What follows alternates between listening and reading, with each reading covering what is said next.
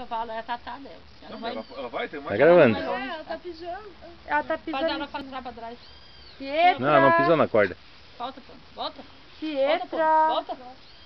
Volta e tira a corda daqui. Pietra. Volta, pô. Cuida do pé dela. Vem. Levanta a pata dela. Gostou, filha? Gostou de andar a cavalo?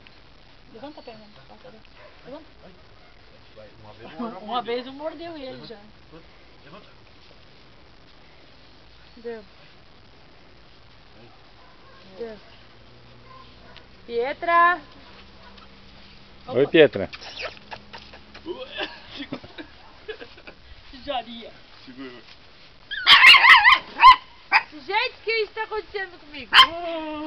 Vem, filha. Gente, que é isso, gente? Andando de cavalo? Eu não achei do Elvis, que o Elvis tinha 4 meses quando andou de cavalo também. A criatura maior que andar de carro agora. Ai, a blusa dela tá sumbando. Pietra. Não, é só você. Filha. Coitadinho. Filha, tá andando a cavalo, tá? Olha o pelego. Gostou, filha?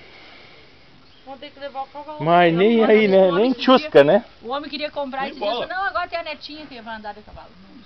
Olha só. Pra vender. Olha ali, filha. Olha ali andando Agora é de tua pona. né, filha? Pietra, o que tá É fazendo, tua velho? pona agora. Pega firme. Ela tá comigo. Medo. Eu acho que você não sabe o que é medo, essa menina. Não, tu pensa que não entende, Douglas. Claro que Filha, entende. o que tá fazendo aí, velho? Tu vai andar a cavalo. Tá grudando o pé, ó. Pé espora. O que tá fazendo aí? Tu vai andar a cavalo, velho. Tu vai andar. Ei, filha. Cavalo, tá andando de pona, tá? Andando de pona. É, a pona tá ficando velha, tá ficando manchada de branco. Tchau. Pronto? Eu acho que chega, né? Ai, foi a